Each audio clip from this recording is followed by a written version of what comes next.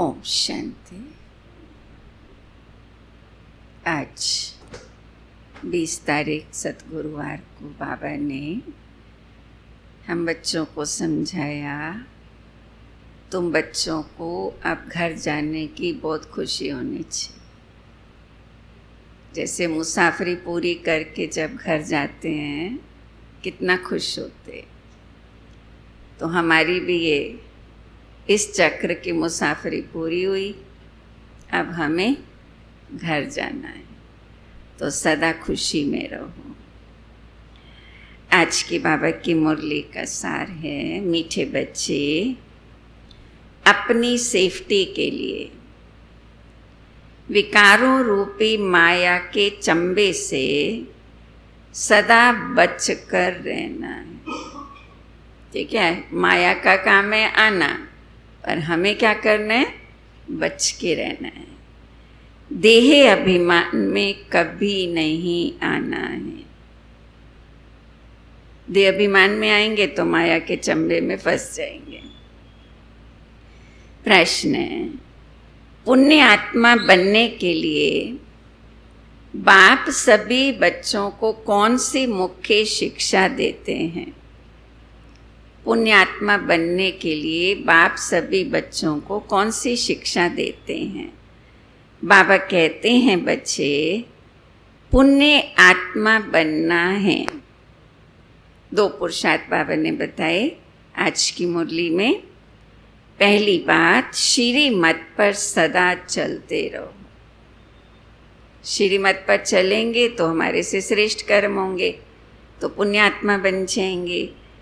और याद की यात्रा में गफलत नहीं करो, है ना। हम बच्चे थोड़े अलबेले हो जाते हैं ना याद में। दूसरी पॉइंट, आत्माभिमानी बनने का पूरा पूरा पुरुषार्थ कर काम महाशत्रु पर जीत प्राप्त करो, तो पुण्यात्मा बन जाएंगे। श्रीमत पर चलते रहो, याद की यात्रा में गफलत मत करो, आत्माभिमानी बनने का पुरुषार्थ करो, काम महाशत्रु पर विजय प्राप्त करो। ये समय है पुण्य आत्मा बन इस दुख धाम से पार सुख धाम में जाने का। ओम शांति।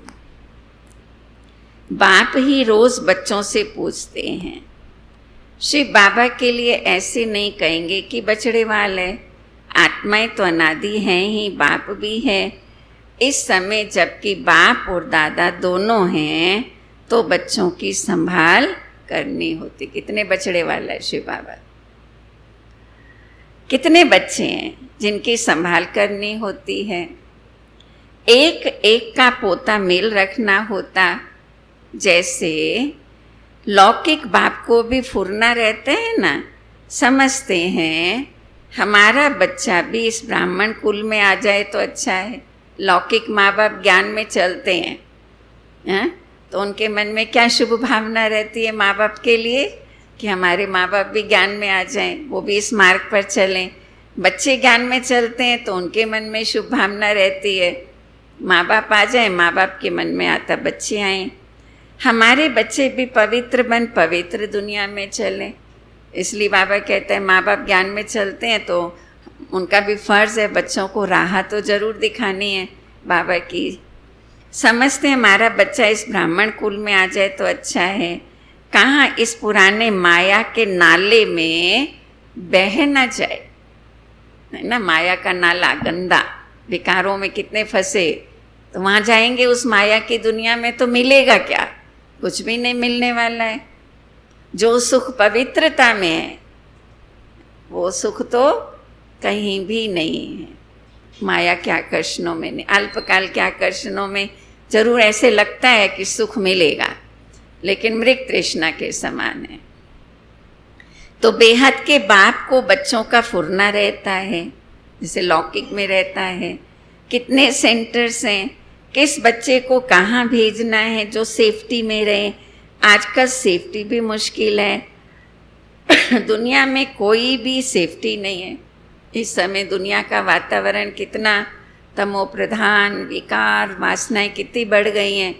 तो कौन सी बहनों को कहाँ भेजना है, छोटी छोटी उम्र की बहनें होती हैं, इसलिए हमारे यज्ञ का ये सिस्टम है ना, बहनें नई नई निकलती तो बड़ी बहनों के साथ साथ उनको रखा जाता है ताकि वो सीख भी लें। और दुनिया में तो अभी बाबा कहते हैं कितनी गंदगी है, तो बाबा को हर एक बच्चे के लिए कितना फुरना रहता है। तो बच्चे को कहाँ भेजना है जहाँ सेफ्टी में रहे। आजकल सेफ्टी भी मुश्किल है, दुनिया में कोई भी सेफ्टी नहीं है। स्वर्ग में तो हर एक की सेफ्टी है, यहाँ कोई की सेफ्टी नहीं, यहाँ तो है ही नहीं सुरक्षा। इसलिए क्या करना है, वास्तव में बाबा की याद से हम सुरक्षित रहते हैं, लेकिन इसका मतलब ये तो नहीं है ना, थोड़ा सा तो सावधानी भी रखना जरूरी होती है, सेफ्टी भी रखना जरूरी है। कहाँ ना कहाँ विकारों रूपी माया के चंबे में फंस पड़ते हैं। अभी तुम आत्माओं को यहाँ पढ़ाई मिल रही है, सत का संग भी यहाँ है, यहाँ ही दुख धाम से पार सुख धाम में जाना है। क्योंकि अब बच्चों को पता पड़ा है दुख धाम क्या है और सुख धाम क्या है। बरोबर अभी दुख धाम है, हमने बहुत पाप किए हैं और वहाँ पुण्य आत्माएं ही रहती हैं सतयुग में। हमको अभी पुण्य आत्मा बनना है। अभी तुम हर एक अपने 84 जन्मों की हिस्ट्री ज्योग्राफी जान गए हो। दुनिया में कोई भी 84 जन्मों की हिस्ट्री ज्योग्राफी नहीं जानते हैं। अभी बाप ने आके सारी जीवन कहानी समझाई है। अभी तुम जानते हो हमें पूरा पुण्य आत्मा बनना है याद की यात्रा से। इसमें ही बहुत धोखा खाते हैं गफलत करने से। पुण्यात्मा बनेंगे याद की यात्रा से, लेकिन फिर गफलत कर लेते हैं। जितना योग पर अटेंशन रखना चाहिए उतना नहीं करते हैं। बाप कहते हैं इस समय गफलत अच्छी नहीं है, ये पुरुषार्थ का समय है, तो अलबेलापन गफलत अच्छी नहीं है। श्रीमत पर चलना है। उसमें मुख्य बात बाप कहते एक तो याद में रहो। श्रीमत क्या है, एक तो याद में रहो, दूसरा काम महाशत्रु पर जीत पानी है। पवित्रता जरूरी है, तभी तो पुण्यात्मा बनेंगे। बाप को सब पुकारते हैं क्योंकि उनसे शांति और सुख का वर्षा मिलता है आत्माओं को। आगे देह अभिमानी थे तो कुछ भी पता नहीं पड़ता था। अभी बच्चों को आत्माभिमानी बनाया जाता है। नए को पहले पहले एक हद के और दूसरा बेहद के बाप का परिचय देना है। बाबा सेवा की बात बता रहे हैं। नए नए भाई बहन आते हैं सेंटरों पर या कहीं सेवाओं में जाते हैं तो सबसे पहले उनको दो बाप का परिचय देना है। एक हद का बाप शरीर का पिता, एक बेहद का बाप पारलौकिक पिता। तो बेहद के बाप से क्या मिलता है? बेहद के बाप से स्वर्ग बहिष्त नसीब होता। और हद के बाप से क्या मिलता है? वो क्या मिलता है? वो तो अल्पकाल की थोड़ी बहुत प्रॉपर्टी मिल जाएगी और वो शादी आदि करा कर के कहाँ भेज देंगे। नर्क नसीब होता। जब बच्चा बालिग बनता है तो प्रॉपर्टी का हकदार बनता है। जब समझ आती फिर धीरे धीरे माया के अधीन बन पड़ते हैं।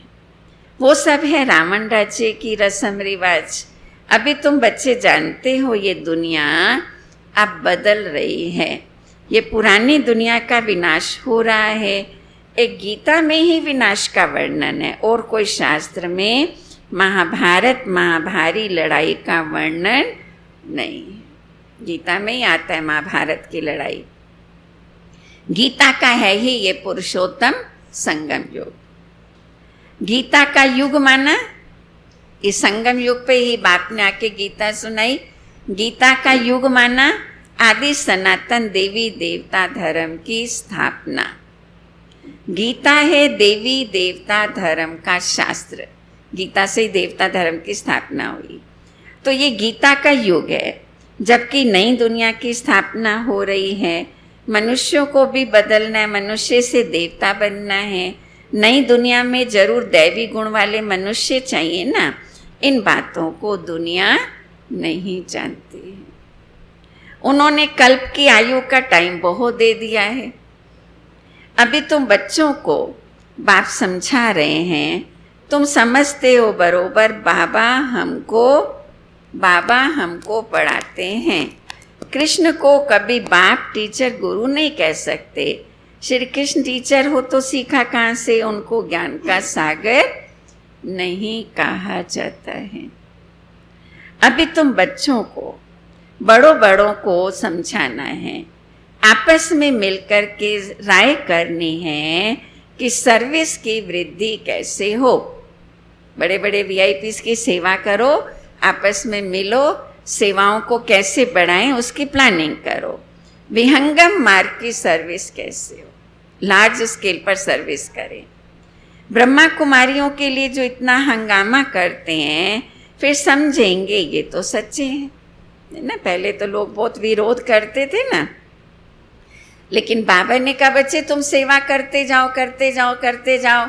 और बाबा के बच्चे करते रहे तो अभी इतना विरोध नहीं करते, तो समझेंगे ये इनका तो बिल्कुल सत्य ज्ञान है। इनके पास जाने से कितनी शांति मिलती है, कितनी पवित्रता का ये राह हमको बताते।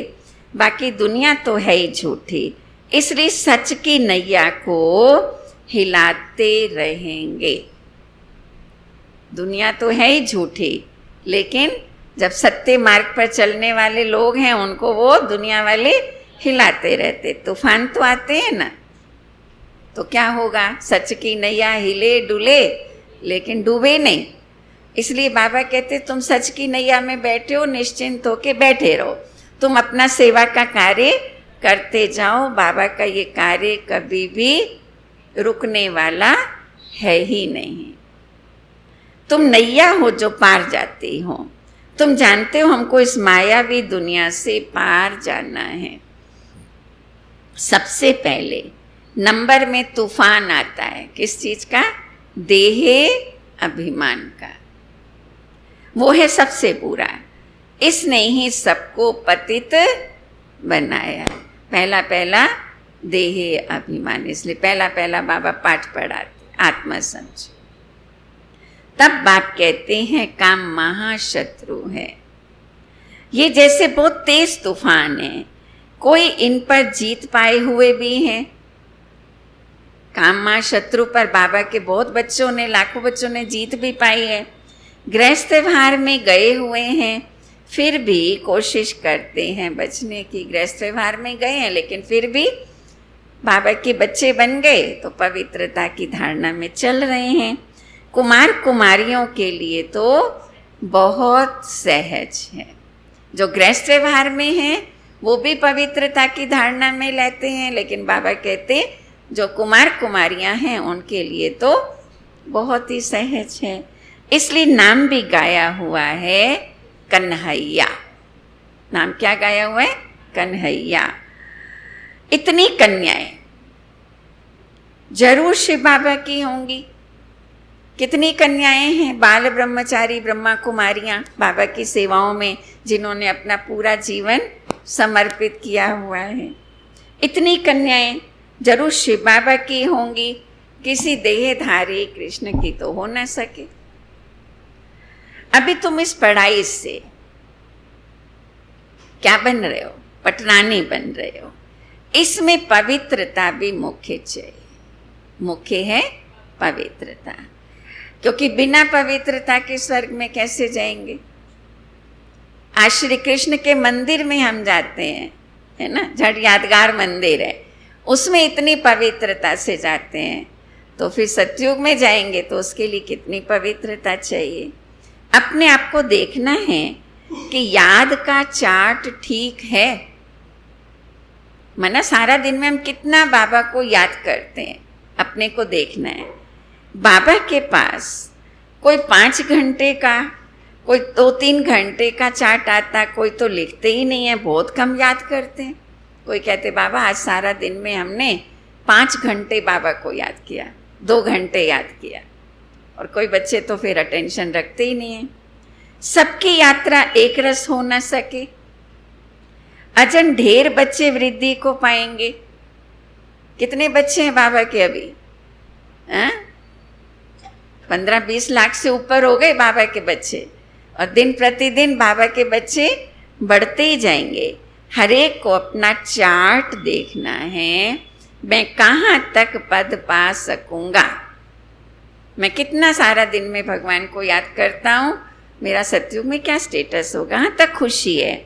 हमको सदैव खुशी क्यों नहीं होनी चाहिए, जबकि ऊंचे ते ऊंचे बाप के बने, ऊंचे ते ऊंचे बाप के बने तो कितनी हमें खुशी नहीं होनी चाहिए। पता नहीं क्यों नहीं बाबा कहते, बाबा को आश्चर्य होता है बच्चों को इतनी खुशी क्यों नहीं होती है, बहुत खुशी होनी चाहिए। ड्रामानुसार तुमने भक्ति बोध की है, भक्तों को फल देने के लिए बाप आया है।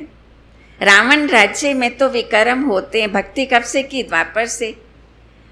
पुरुषार्थ करते हो सतो प्रधान दुनिया में जाने का, जो पूरा पुरुषार्थ नहीं करेंगे तो सतो में आएंगे। अच्छा पुरुषार्थ करेंगे तो सतयुग में आएंगे, नहीं तो फिर त्रेता युग में आना पड़ेगा, 2 कलाएं कम हो जाएंगी। सब थोड़ी इतना ज्ञान लेंगे, संदेश जरूर सुनेंगे, फिर कहाँ भी होंगे। इसलिए कोने कोने में जाना चाहिए।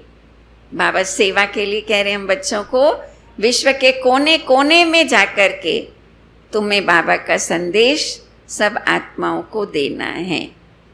लेकिन सब तो कोई पक्के नहीं बनेंगे, है ना, कोई संबंध संपर्क वाले भी होंगे, कोई कभी कभी वाले बच्चे होंगे, कोई रेगुलर होंगे, कोई पूरी तरह से बाबा के नियमों पर चलने वाले होंगे, कोई थोड़ा चलेंगे, कई कहेंगे हाँ ज्ञान बहुत अच्छा है, आप लोगों को क्या बहुत शांति मिलती है, पवित्रता है, लेकिन हम इतना नहीं कर सकते, सहयोगी बन जाएंगे। ऐसे बहुत बाबा के बच्चे हैं तो धन से बहुत सहयोगी हैं, लेकिन धारणा में इतना नहीं है कि हमारे अंदर इतनी हिम्मत नहीं है। हाँ अच्छा कार्य है, हम आपको हर प्रकार से सहयोग देंगे। तो इस प्रकार से बाबा कहते सतयुग और त्रेता युग की राजधानी स्थापन हो रही है। विलायत में भी मिशन जानने चाहिए। ये बाबा की तब की मुरली है जब विलायत में विदेश में हमारे सेंटर्स नहीं खुले थे, है ना। अभी तो 130 देशों से ज़्यादा बाबा के सेंटर्स चल रहे हैं। विदेश में कितने सेंटर्स हैं। जैसे बौद्धियों के, क्रिश्चियंस की यहाँ मिशन है ना, दूसरे धर्म वालों को अपने धर्म में लाने की, है ना। क्रिश्चियंस कन्वर्ट करते हैं ना, अपने धर्म में ले आते हैं। अब तुम बच्चों को भी सबको ये समझाना है कि हमारा धर्म तो देवी देवता धर्म है, तो तुम भी समझाते हो कि हम असल में देवी देवता धर्म के थे, अब हिंदू धर्म के बन गए। तुम्हारे पास बहुत करके हिंदू धर्म वाले भी आएंगे, आते हैं, है ना। ऐसे मुस्लिम भी आते हैं, कई मुस्लिम कंट्रीज में भी बाबा के सेंटर चलते हैं, और बहुत अच्छे पक्के बाबा के बच्चे, पूरे नियमों पे चलने वाले। और क्रिश्चियंस भी बहुत सारे हैं। लेकिन भारत में तो ज़्यादातर जो बाबा के पास यहाँ आते हैं सेंटर्स पर, वो अक्सर करके शिव के पुजारी या देवताओं के पुजारी होंगे। शिव के पुजारी भी हैं, लक्ष्मी नारायण के, राधे कृष्ण के। जैसे बाबा ने कहा राजाओं की सेवा करो, वो अक्सर करके देवताओं के पुजारी होते, उन्हों के घर में मंदिर होते। तो बाबा की मुरली चली थी राजघरानों की, राजाओं की भी सेवा करो ना। तो एक बार मधुबन में पूरे राजघराने वालों को, राजाओं को बुलाया था, उनकी भी एक कॉन्फ्रेंस रखी थी। तो तुम भी समझो, हम बाप के साथ दूर देश से आए हैं, बाप आए हैं नई दुनिया की स्थापना करने। तुम भी कर रहे हो, तो स्थापना करेंगे, वो पालना भी करेंगे, फिर हम ही सतयुग में जाके पालना करेंगे। अंदर में नशा रहना चाहिए। हम शिव बाबा के साथ आए हैं दैवी राज्य स्थापन करने, सारे विश्व को स्वर्ग बनाने। आश्चर्य लगता है इस देश में क्या क्या करते, पूजा कैसे करते। नवरात्रि में देवियों की पूजा होती है, और फिर उनको क्या करते, 9 दिन तक खिलाएंगे पिलाएंगे। देखो अभी तो इस बार इतना नहीं भी करेंगे, कलकत्ता में इतना सुंदर पंडाल बनाते हैं, लाखों करोड़ों रुपए खर्च करते, फिर उनको पानी में डुबो देते। नहीं डूबते तो हरि बोल करके डुबो देते। मनुष्य जब मरते हैं तो अर्थी भी ले जाते, हरि बोल करके डुबो देते हैं। कलकत्ता में खास बंगाल की तरफ रिवाज है, कोई मरने वाला होता है ना तो पहले से उनको ले जाते हैं, तो समझते हैं गंगा के तट पर ही इनका शरीर छूटे तो मुक्ति हो जाएगी। तो ये जो पूजा आदि करते हैं, बाबा कहते जानते तो नहीं है इसका रहस्य, इसलिए बाबा कहते हैं अंधश्रद्धा से पूजा करते। नदी तो सदैव है, तुम जानते हो जमुना का कंठा था जहाँ रास विलास करते थे, वहाँ तो बड़े बड़े महल होते हैं। कहाँ? सतयुग में। तुमको जाकर बनाने हैं। जब कोई बड़ा इम्तिहान पास करते तो उनकी बुद्धि में चलता है ना, हम पास होकर ये करेंगे, मकान बनाएंगे। तुम बच्चों को भी ख्याल रखना है, हम देवता बनते हैं, है ना। जैसे कोई डॉक्टरी पढ़ रहा हो, इंजीनियरिंग कर रहा हो, बैरिस्ट्री कर रहा हो, तो प्लानिंग करते ना, मकान बनाएंगे, ऐसे करेंगे, यहाँ क्लिनिक खोलेंगे, यहाँ हॉस्पिटल बनाएंगे। ऐसे तुम बच्चों को भी ख्याल होना चाहिए ना, हम सतयुग में जाएंगे, जाके ऐसे महल बनाएंगे, वहाँ पर कितना सुंदर बाग बगीचे होंगे, तो ऐसा ऐसा सोचोगे तो कितनी खुशी होगी। अब हम अपने घर जाएंगे, घर को याद करके खुश होना चाहिए। ठीक है, कहाँ जाना है? पहले अपने घर। हमारा घर कौन सा? परम धाम, मुक्ति धाम। कलयुग का विनाश होगा तो हम सब आत्माएं अपने घर जाएंगी। मनुष्य मुसाफरी पर लौटते हैं तो खुशी होती है ना। 4 दिन की मुसाफरी करके भी लौटते हैं तो खुशी होती है। हमारा तो सतयुग से लेके कलयुग अंत तक 5000 साल की मुसाफरी पूरी हुई, अब घर जाने का समय आया है तो कितनी खुशी हो। अब हम घर जाते हैं जहाँ जन्म हुआ था, हम आत्माओं का घर है मूल वतन। कितनी खुशी होती है। मनुष्य इतनी भक्ति करते हैं मुक्ति के लिए, और अब हमें बाबा मुक्ति धाम ले जा रहा है। परंतु ड्रामा में पार्ट ऐसा है जो वापस जाने का कोई को मिलता नहीं है। पुरुषार्थ तो हमने बहुत किया मुक्ति मिल जाए, लेकिन ड्रामा कैसा बना हुआ है? मुक्ति धाम में हम सबको इकट्ठे ही जाना है। घर जाने का समय सबका एक ही है, बीच में से कोई वापस नहीं जाता है। इसलिए कहते हैं ना, जाता नहीं है कोई संसार से, मिलते सभी यही हैं, चोले बदल बदल के, है ना। चोला शरीर बदल जाता है, फिर इसी संसार में हम आपस में एक दूसरे से मिलते रहते। फिर कल्प के अंत में संगम युग पर बाबा आकर के हम सब आत्माओं को पावन बना करके वापस घर ले जाते हैं। तो तुम जानते हो, और आधा कलप पाठ जरूर बजाना है। हमारे 84 जन्म पूरे होते हैं। जिन्होंने जो सतयुग में आई आत्माएं, उनके 84 जन्म होते। अब वापस जाना है, फिर राजधानी में आएंगे। बस अब घर और राजधानी याद है। यहाँ बैठे भी कोई कोई को अपने कारखाने आदि याद रहते हैं। जैसे देखो बिरला है, उनके कितने कारखाने हैं, सारा दिन उनको यही ख्यालात रहती होगी, जितना बड़ा धंधा उतना बुद्धि कहाँ इधर उधर धंधे में ही जाएगी ना। अच्छा, उनको कहीं बाबा को याद करो तो कितनी उनको अटक पड़ेगी। जितना बिजनेस का विस्तार होगा, तो क्योंकि योग में तो मन को सब तरफ से समेट करके एकाग्र करने की बात होती है, तो जरूर उनको थोड़ा मुश्किल लगेगी। घड़ी घड़ी धंधा ही याद आता रहेगा। सबसे सहज है माताओं को, और उनसे भी सहज है कन्याओं को, क्योंकि उनकी बुद्धि तो कन्याओं की बुद्धि वो तो पवित्र है, कहीं फंसी हुई नहीं है, तो उनको कहीं भी मन इधर उधर उनका नहीं भटकेगा। घड़ी घड़ी धंधा याद आता रहेगा। सबसे सहज है माताओं को, उनसे भी सहज है कन्याओं। जीते जी मरना है, सारी दुनिया को भूल जाना। जीते जी मरना माना देह में रहो, इस संसार में रहते हुए अपने को आत्मा समझकर चलना है, न्यारे होकर चलना है। इसको कहते जीते जी मरना। तुम अपने को आत्मा समझ शिव बाबा के बनते हो, इसको जीते जी मरना कहा जाता है। देह सहित सब देह के सब संबंध छोड़ अपने को आत्मा समझ शिव बाबा का बन जाना है। अकेले आए थे, अकेले जाना है। मैं आत्मा हूँ, रहना देह में है, लेकिन अपने को आत्मा समझकर बाबा को याद करना है, बाबा की श्रीमत पर चलना है। ये है मरना।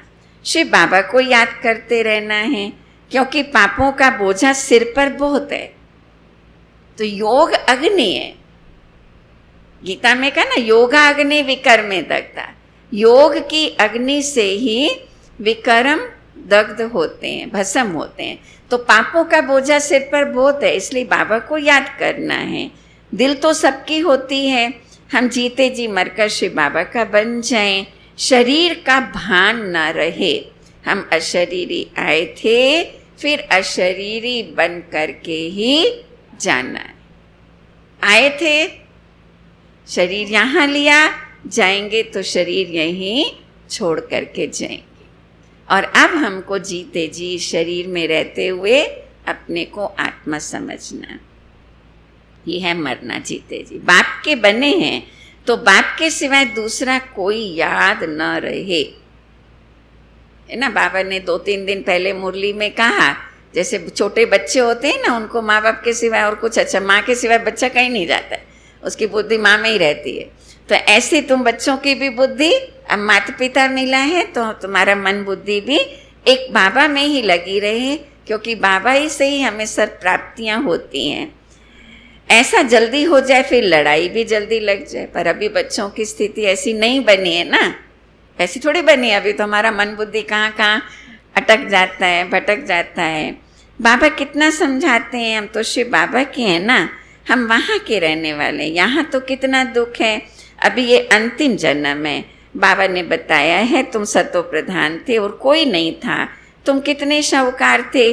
भल इस समय पैसे कौड़ी हैं, परंतु ये तो कुछ भी नहीं है, कौड़ियाँ हैं, ये सब अल्पकाल सुख के लिए। बाबा ने समझाया है, पास्ट में दान पुण्य किया है तो पैसा भी बहुत मिलता है। किसी के पास बहुत धन होता है तो क्या कहते हैं, पिछले जन्म में इसने बहुत दान पुण्य किया होगा, फिर दान करते हैं, वो एक जन्म की बात है। और यहाँ तो जन्म जन्मांतर के लिए तुम शाहूकार बनते हो। भक्ति मार्ग में ईश्वर अर्थ, जो हम दान पुण्य करते हैं उसका फल हमको एक जन्म मिलता है, हम शाहूकार बनते हैं, धन मिलता है। लेकिन यहाँ बाबा के भंडारे में जो हम सेवा करते हैं उसका रिटर्न कितने जन्म मिलेगा। बाबा ने संडे की मुरली में कहा ना, भोलानाथ, शिव बाबा भोलानाथ क्यों है, क्योंकि जितने और उतने का हिसाब नहीं करता है, एक का लाख देता है और पदम देता है, तो इसलिए भोलानाथ है। तो यहाँ तुमको जन्म जन्मांतर की प्राप्ति होती है। जितना बड़ा कहावना उतना बड़ा दुख पावना। जिनको बहुत धन है वो बहुत फंसे हुए हैं, है ना, कभी ठहर न सके, तो कोई गरीब साधारण ही सरेंडर हो। जिनको बहुत धन दौलत है, बहुत बड़ा बिजनेस है, उनका मन बुद्धि बहुत भटकती रहती है ना, उनका समर्पण होना मुश्किल है। जो गरीब बच्चे हैं, साधारण हैं, वो झट समर्पित हो जाते हैं। इसलिए भगवान को कहा ही जाता है गरीब निवास। शाहूकार कभी नहीं होंगे, वो कमाते हैं पुत्र पोत्रों के लिए, है ना। उनका लक्ष्य क्या होता है, इतना तो कमा लिया। किसी से पूछा, भाई आपको इतना टेंशन क्यों रहता है, इतना तो कमा लिया ना, अच्छी तरह से खा पी सकते हो। तो उसने कहा, हाँ इतना तो कमा लिया कि 7 पीढ़ी खा लेंगे, लेकिन बस अब चिंता इस बात की होती कि 8वीं का क्या होगा। बस इस कारण से इतना फंसे रहते हैं। बाकी तो एक कहावत कहने में आती है ना, पूत सपूत तो क्यों धन संचे, और पूत सपूत तो क्यों धन संचे। समझ में आया इसका अर्थ? पूत कपूत तो क्यों धन संचे। अगर कपूत है तो संचय क्यों करते हो, तो खा पी के उड़ा देगा आपका सारा धन। और सपूत है तो अपने आप कमा लेगा। आपको क्या करना है, धंधे में इतना नहीं फंसो जो शरीर का ध्यान नहीं रखो, परिवार का ध्यान नहीं रखो। शरीर का भी ध्यान रखना है, परिवार का भी ध्यान रखना है, और आध्यात्मिक उन्नति के लिए भी हमको समय निकालना है। ये ना कहें हम कि हमें तो सत्संग के लिए, मेडिटेशन के लिए टाइम ही नहीं मिलता है, धंधे में फंसे रहे, वो गलत बात हो जाती है। हाँ, शरीर निर्वाह के लिए धन जरूरी है, लेकिन फंसना नहीं है उसमें। पुत्र पोत्रों के लिए कमाते, खुद तो उस घर में आने वाले नहीं है, इतना इकट्ठा करके जाते। पुत्र पोत्रियाएं जिन्होंने अच्छे कर्म किए हैं, जैसे बहुत दान जो करते हैं वो राजा के घर जन्म लेते, परंतु एवर हेल्दी तो नहीं होते ना भाई। धन दान किया तो धन का सुख मिल जाता है। राजाई की तो क्या हुआ, अविनाशी सुख तो नहीं है ना। धन का सुख हो जरूरी तो नहीं है कि शरीर भी उनका ठीक हो, तन भी स्वस्थ हो। तो हेल्थ वेल्थ हैप्पीनेस तीनों ही हो, वो तो कलयुग में नहीं होता है, वो तो सतयुग की दुनिया में होगा, जहाँ पवित्रता होगी, सुख शांति होगी, हर प्रकार का सुख होगा, तन का भी, मन का भी, धन का भी, संबंधों का भी। तो कदम कदम पर यहाँ तो अनेक प्रकार के दुख हैं, वहाँ ये सब दुख दूर हो जाते। सतयुग में कोई दुख नहीं। तुलसीदास जी ने कहा ना, दैहिक दैविक भौतिक तापा राम राज्य काहू नहीं व्याप। किसी भी प्रकार का दुख नहीं। बाप को पुकारते हैं कि हमारे दुख दूर करो, तुम समझते हो दुख दूर सब होने हैं, सिर्फ क्या करो, बाप को याद करते रहे। सिवाय एक बाप के कोई से वर्षा मिल नहीं सकता। बाप सारे विश्व का दुख दूर करते। इस समय तो जानवर आदि भी कितना दुखी हैं। ये है दुख धाम, दुख बढ़ता जाता, तमो प्रधान बनते जाते। अभी हम संगम पर बैठे, वो सब कलयुग में है। ये है पुरुषोत्तम संगम युग। उस समय दुनिया वालों से पूछते हैं कौन सा युग है, तो वो तो कहेंगे ना कलयुग है। लेकिन हम बच्चे कहते क्योंकि समय की पहचान मिली है तो हम कहेंगे अभी संगम युग। जो जग गया वो कहेगा सवेरा है, जो सो गया वो कहेगा अंधेरा है, रात है। बाबा हमको पुरुषोत्तम बना रहे हैं, ये याद रहे तो भी खुशी रहे। भगवान पढ़ाते, विश्व का मालिक बनाते, वो भला याद करो। उनके बच्चे भगवान भगवती होने चाहिए ना। पढ़ाई से पढ़ेंगे तो सतयुग में क्या बनेंगे, देवता। भगवान तो सुख देने वाला है, फिर दुख कैसे मिलता, वो भी बाप बैठ समझाते। भगवान के बच्चे फिर दुख में क्यों हैं, सोचने की बात है। भगवान के बच्चे दुख में क्यों हैं? तो भगवान कहते मैंने तुम्हें दुख की दुनिया में नहीं भेजा था। हमने ऐसी दुनिया विकारों में फंस करके हम स्वयं दुखी हो गए। भगवान ने तो हमें सुख की राह दिखाई। भगवान दुख करता सुख करता है, तो जरूर दुख में आते हैं तब तो गाते हैं ना। जरूर भगवान कब आएगा, जब दुखी होंगे तभी आएगा ना इस संसार में। तभी तो कहते दुख हरता सुख करता। तुम जानते हो बाप हमको राजयोग सिखा रहे हैं। हम पुरुषार्थ आए तो समझाना चाहिए, पढ़ाई संशय नहीं रखना है, पढ़ाई है ये। विनाश सामने खड़ा है। हम हैं संगम युगी ब्राह्मण, चोटी प्रजापिता ब्रह्मा है तो जरूर ब्राह्मण भी होने चाहिए। तुमको भी समझाया है तब तो निश्चय किया है ना। हमको भी बाबा ने समझाया, बहनों ने समझाया, तो हम भी निश्चय बुद्धि बने। ऐसे दूसरों को आप समझाओ। बाकी मुख्य बात है याद की यात्रा, इसमें ही विघ्न पड़ते हैं। अपना चार्ट देखते रहो, कहाँ तक बाबा को याद करते हैं और कहाँ तक खुशी का पारा चढ़ा रहता है।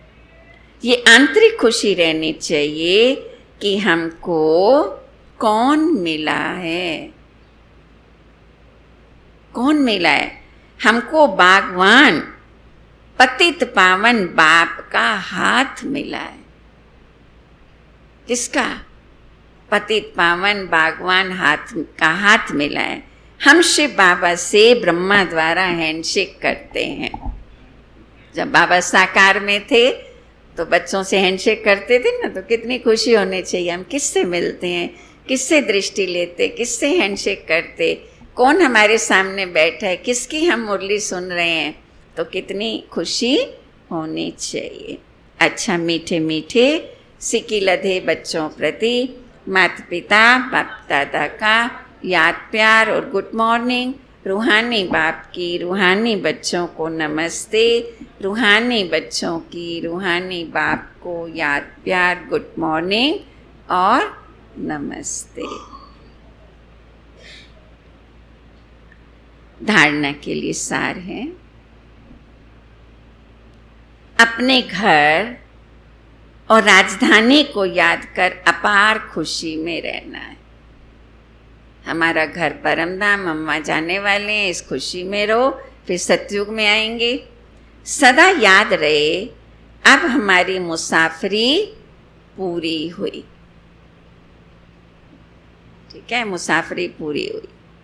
अपना गीत बना हुआ है, चलो मुसाफिर अपने घर, पूरा हुआ सफर, अपने घर जाना है। फिर हम सतयुग की राजधानी में आएंगे। शिव बाबा से ब्रह्मा द्वारा हैंडशेक करते हैं। वो बागवान हमें पतित से पावन बना रहे हैं। क्या सोचो, वो बागवान हमें पतित से पावन बना रहे हैं। हम इस पढ़ाई से स्वर्ग की पटरानी बनते हैं। इसी आंतरिक खुशी में रहना है। आज का वरदान है, अव्यभिचारी और निर्विघ्न स्थिति द्वारा फर्स्ट जन्म की प्रारब्ध प्राप्त करने वाले समीप और समान भव। अव्यभिचारी और निर्विघ्न स्थिति द्वारा फर्स्ट जन्म की प्रारब्ध प्राप्त करने वाले समीप और समान भव। अव्यभिचारी याद माना एक बाबा की याद। जो बच्चे यहाँ बाप के गुण और संस्कारों के समीप हैं, जो बाबा के गुण वो हमारे गुण, जो बाबा के संस्कार वो हमारे संस्कार।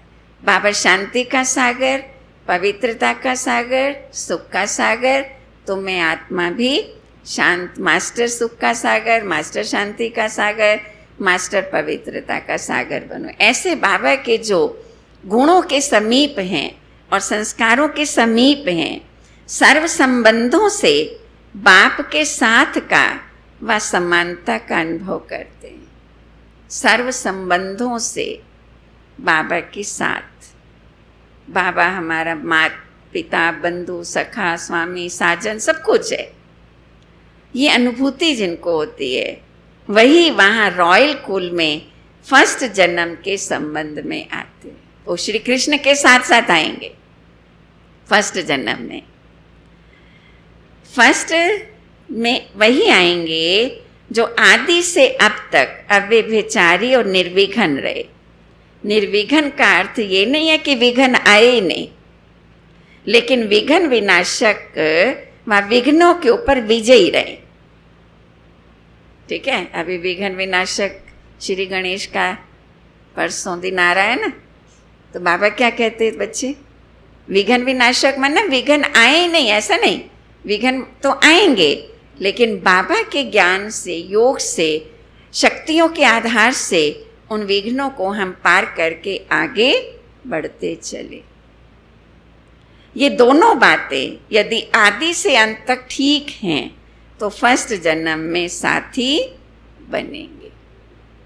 सतयुग में फर्स्ट में श्री कृष्ण के साथ साथ आएंगे। स्लोगन है, साइलेंस की पावर से नेगेटिव को पॉजिटिव में परिवर्तन करो। साइलेंस की पावर से नेगेटिव को पॉजिटिव में परिवर्तन करो। अच्छा, ओम शांति।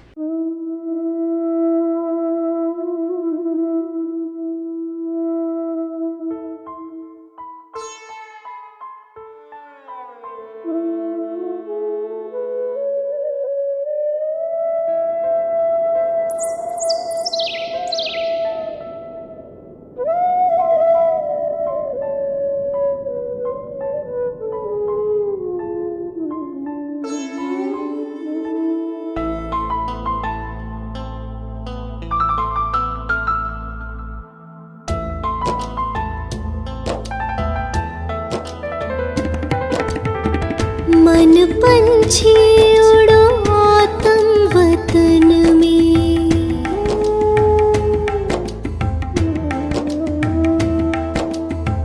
मन पंछी उड़ो आतम वतन में, पहनो फरिश्तों वाला चोला, मन मना भव माँ में कम के तार, मन मना भव माँ में कम के तार, जोड़ लो करो शिव का दीदार, अपने वहाँ घर के आंगन में।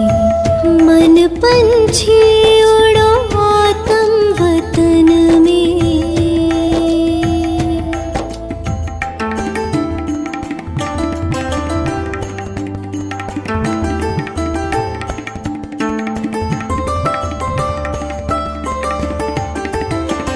हाथों में अमृत की प्याली, फूलों से सजी हो भोग की थाली।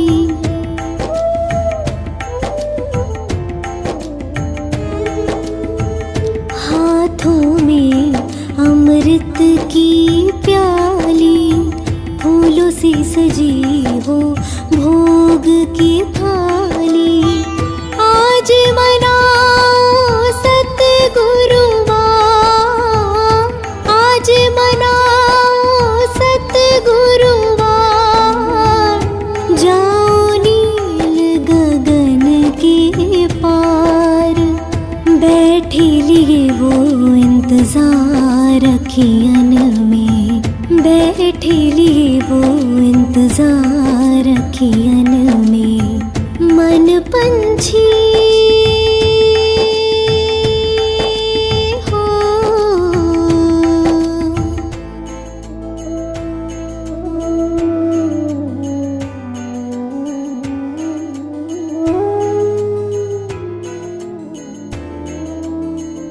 ब्रह्मा तन में शिव जी पधारे, सोए भाग जगाए हमारे।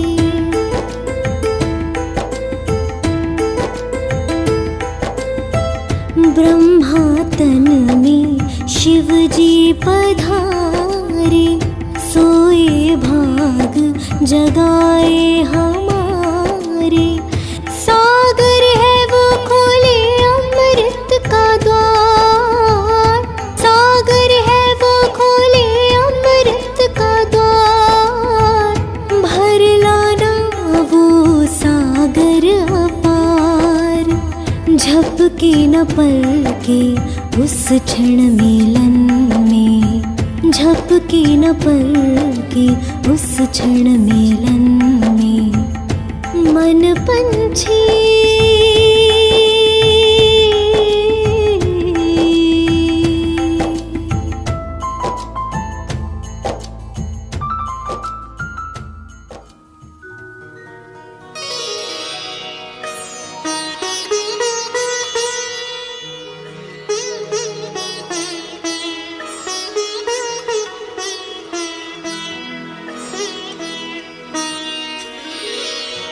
तेरी याद का अमृत पीते हैं, तेरी याद का अमृत पीते हैं। तेरी याद में जीते हैं बाबा, तेरी याद में जीते हैं बाबा। तेरी याद का अमृत पीते हैं, तेरी याद का अमृत पीते हैं। रहे याद सदा ही साथ तेरी, रहे याद सदा ही साथ तेरी। बस और न हम कुछ चाहेंगे, बस और न हम कुछ चाहेंगे। तेरी याद का अमृत पीते हैं, तेरी याद का अमृत पीते हैं।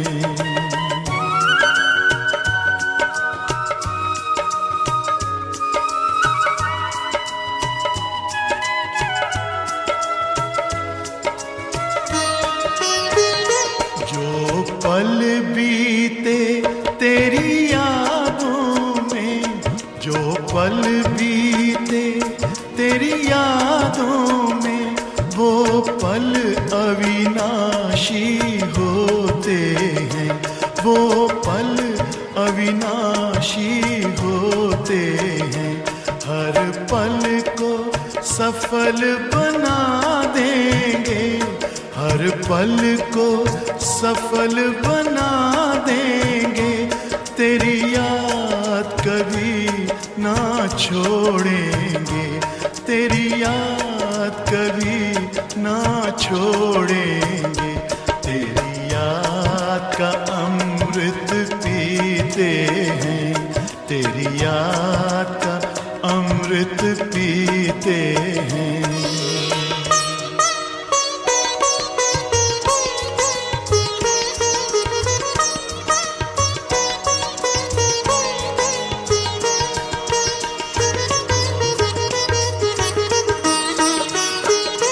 यूं ही आप रहो संग संग बाबा, यूं ही आप रहो संग संग बाबा।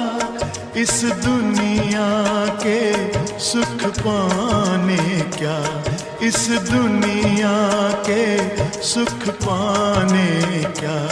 लहराते रहे तेरी यादों में, लहराते रहे तेरी यादों में, उन यादों में खो जाएंगे, उन यादों में खो जाएंगे।